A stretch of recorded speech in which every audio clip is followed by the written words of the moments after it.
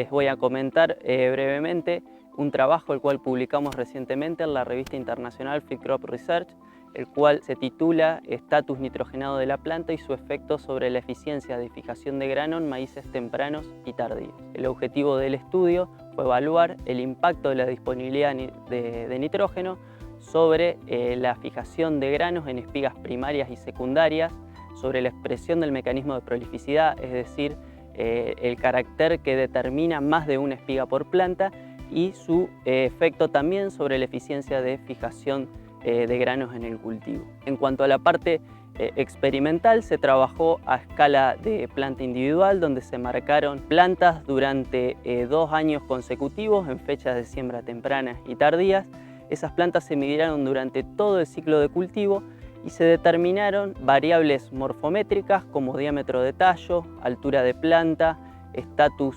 nitrogenado en la hoja de la espiga con un sensor SPAT, lo cual permitió establecer modelos alométricos para estimación de la biomasa en distintos momentos alrededor de la floración y poder evaluar junto con el número de granos por planta la eficiencia de fijación de granos en el cultivo de maíz. Para la cuantificación del estatus nitrogenado por planta a floración se utilizó un sensor SPAT, el cual permite establecer mediciones ópticas de color verde en la hoja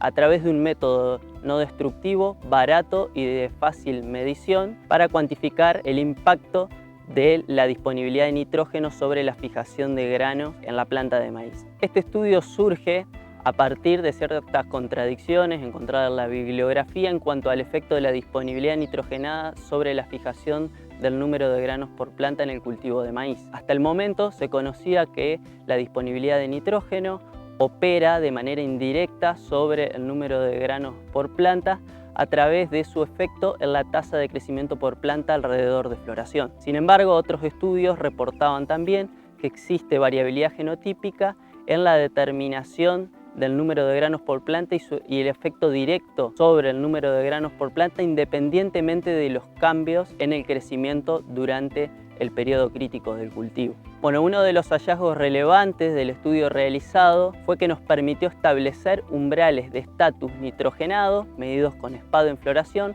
mínimos que determinan fijación de granos tanto en espigas primarias como en espigas secundarias.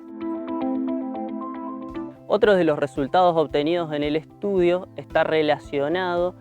al efecto de la disponibilidad de nitrógeno, el estatus nitrogenado de la planta, entendido como la condición nutricional del cultivo en un momento determinado, sobre la aparición de rasgos como la prolificidad, es decir, el establecimiento de más de una espiga por planta, el cual tiene un impacto positivo sobre la eficiencia de fijación de granos. A partir de dividir la población de plantas en grupos de estatus N medios, bajos y altos, pudimos determinar la respuesta a la prolificidad frente a cambios en la disponibilidad de nitrógeno. Pudimos establecer que la disponibilidad de nitrógeno está estrechamente asociada a la aparición de individuos prolíficos. Cuando dividimos la población en grupos de plantas de bajo, intermedio y alto estatus nitrogenado, pudimos evaluar que la cantidad o proporción de individuos prolíficos en base al incremento en el estatus nitrogenado